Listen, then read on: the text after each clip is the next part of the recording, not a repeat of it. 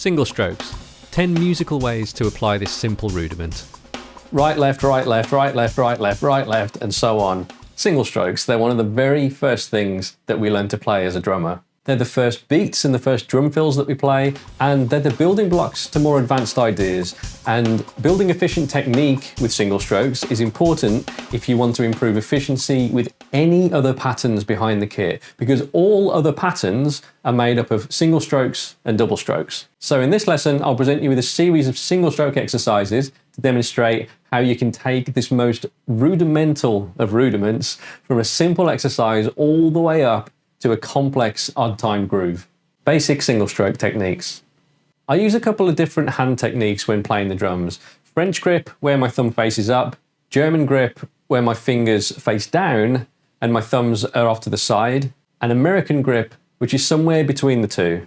I play single strokes with all of these techniques, and I even prefer to play single strokes with two different hand techniques at the same time. I tend to default to French grip with my right hand and German grip with my left, simply because for the way that I play, this feels the most comfortable most of the time. Some drummers might try to explain this as a bad habit, but it works really well for me. I'm able to play all the patterns that I want to play at a professional level, so don't be too quick to assume that you're currently carrying any bad habits. If anything, you may just need to work on making your default techniques more efficient. And to do this, a great test is to look at how well you can play single strokes to a metronome. I recommend a simple timing ladder where you'll play 16th notes, 16th note triplets, and 8th note triplets. It's a great exercise for developing both speed and control, and also for identifying any weaknesses in technique.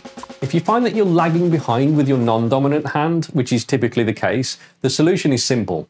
Practice timing ladders for 10 or more minutes per day, 4 to 5 times per week, and measure your progress so that you can see that you're improving week to week. That's how you do it. You can also try flipping the pattern so that you lead with your left or your non-dominant hand if it feels weak. It's also important to practice single stroke efficiency around the kit, as playing single strokes on your snare drum or a practice pad is going to feel different to playing them around the toms and the cymbals. The stick rebound is going to be different, the position of your body is going to be different, so you engage different muscles. So to develop speed and efficiency and accuracy, you have to spend time specifically working on these things. So let's get into that right now. I'm going to present you with a series of single stroke exercises that range from simple timing ladders all the way up to fairly advanced sounding grooves and patterns. And remember, this is all single strokes. There's no witchcraft or any tricks going on here. It's all single strokes. Exercise 1, single stroke timing ladder. This one's fairly straightforward. We're going to play a timing ladder starting with 16th notes for 1 bar, then 16th note triplets, back down to 16th notes, then again down to 8th note triplets. And the goal tempo here is 120 BPM.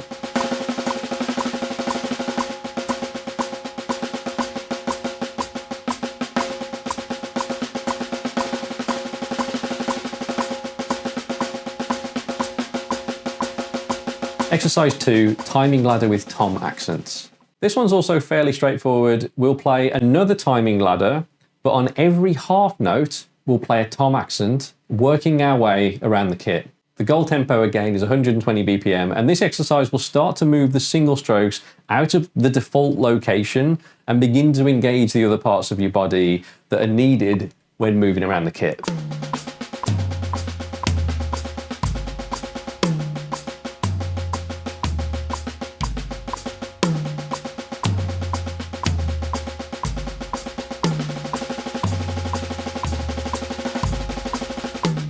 Exercise 3, 5 and 7 stroke. This exercise presents two patterns that I find super useful in drum fill combinations, which is something that we'll get onto later in the masterclass. First, we'll play 4 16th notes followed by an 8th note. This is the 5 stroke count. The first note of each 5 stroke is on a tom, moving around the kit and ending on a snare drum accent. We'll do this for 2 bars, and then we'll speed up to 16th note triplets, playing 6 of them into an 8th note, creating the 7 stroke pattern. Again, there's a tom accent at the start of each 7 stroke and a snare accent at the end. And we'll play this for 2 bars. This type of single stroke pattern starts to show you how single strokes can be used musically.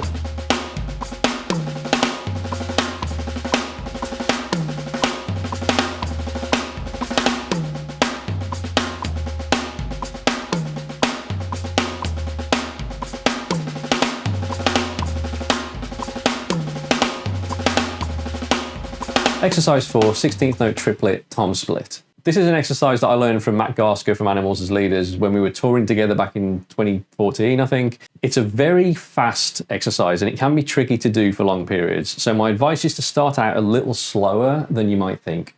Starting on the floor tom with right, left, right, we play 3 single strokes and then we flip to the snare for 3 more, playing left, right, left, and flow back and forth. Then after 2 bars, move up to the toms. You'll find that this pattern helps to develop speed and ergonomic efficiency when moving around the kit. And there are loads more combinations of this pattern that you can explore as well, between the toms and the snare and the hi-hats and different parts of the kit. And you'll almost certainly find that some of them are trickier than others.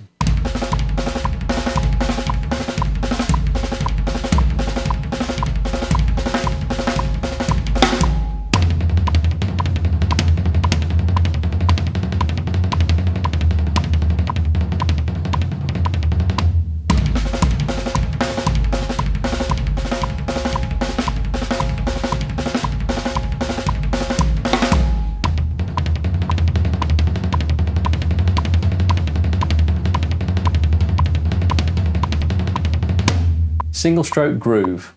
This exercise will show you how a simple run of single strokes can become a really cool sounding groove. The key here is in dynamics, so playing the quiet stuff really quiet and making sure that the snare accents really stand out.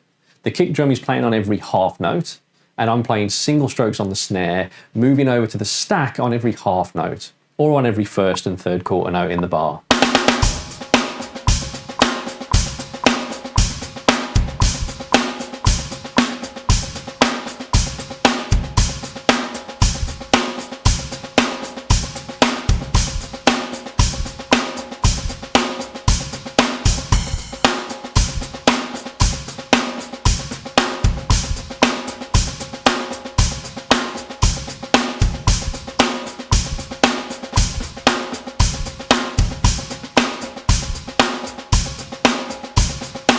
Exercise 6, 7-stroke groove.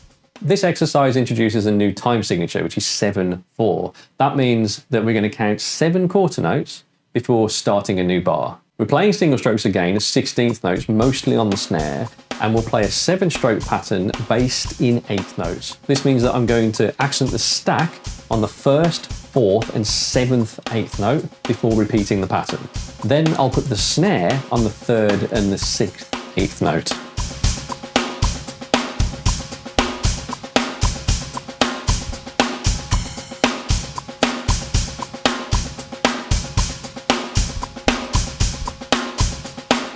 The accents are what makes it sound really cool. But remember, all of this is single strokes. The thing that's defining the pattern is just accent.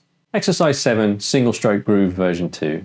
Another example of a single stroke groove where we'll use the stack to play an accented pattern across 4 bars. We'll play the stack with our right hand every single time.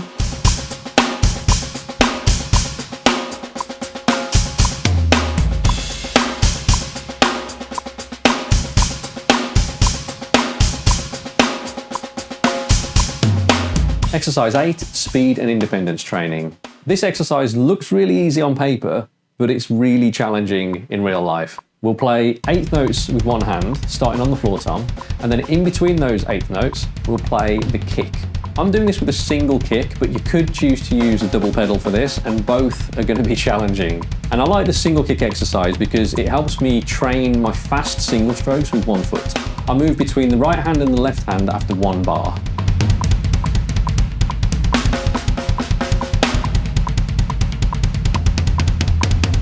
Exercise 9, speedy single stroke odd time groove. Now, as I've said with the other patterns, this groove is all single strokes. And I've introduced an odd timed ostinato within the groove, and an ostinato is just a fancy word for repeating pattern.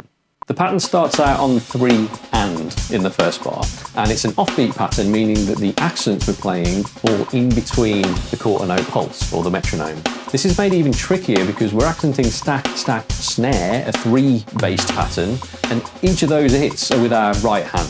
So the snare accent moves around relative to the bars of 4/4 and may even sound a little random to the untrained ear, but by paying attention to the placement of the stacks and playing this pattern on repeat, it does all start to fall into place after a little while, especially if you practice it a little slower to begin with.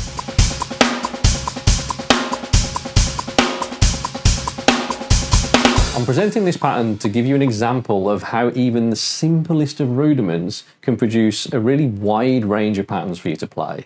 Exercise 10, speedy 7-stroke odd-timed exercise. Are you ready to play a 7/4 polyrhythm?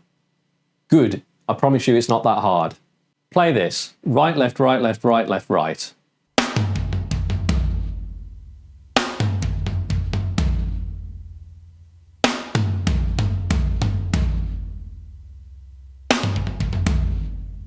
Then play this, left, right, left, right, left, right, left.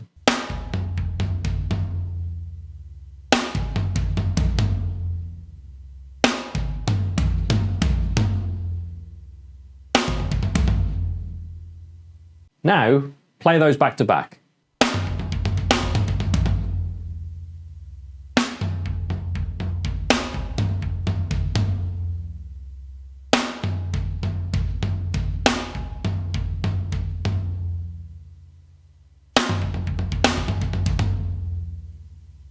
Now, the challenge is to play those non-stop as 16th notes, and I know that's difficult. It can help to try and ignore the snare accent and just focus on the timing of the 16th notes at first.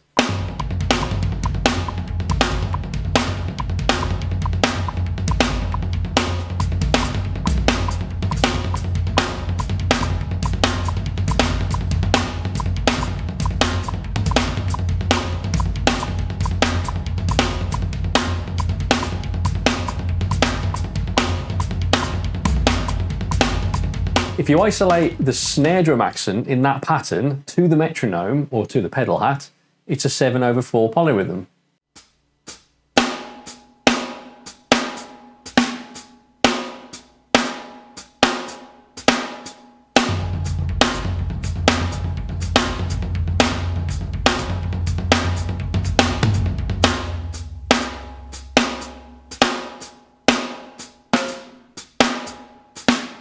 So you can see how single strokes, the first thing that you probably ever learn on the kit, can evolve into something incredibly useful. They're the backbone of so many beats and so many drum fills, and even when something sounds super complex, it might all just be single strokes, just with a few accents dotted in there. I present you with these exercises and ideas as examples to follow and explore. There isn't a right or wrong way to practice single strokes though. There's only your curiosity to explore past whatever the stage you're currently at. And I hope that some of these exercises can serve as a template for your next idea. In the next lesson, we'll do all of this again with double strokes.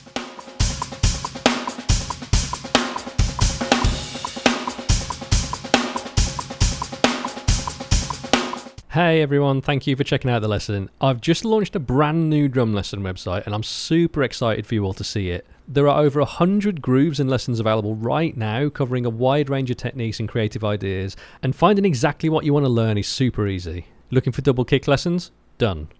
If you want to work on double kick lessons that use 5-based patterns? Easy. You can even track your progress and build your own practice lists. And for each lesson I've got the notation, the Guitar Pro and the MIDI for you to download. So if you're tired of slow progress from scrolling through random YouTube videos, or if you just want to try something fresh, give it a shot. And if that didn't convince you, I'm giving away a free month of silver membership to the next 100 people who join. Just use this code at the checkout. For more information, check the video description. One last thing, if you find anything about this video useful, and if you think I've earned it, I'd love for you to hit the subscribe button to get notified when I post the next lesson. It helps me out more than you know.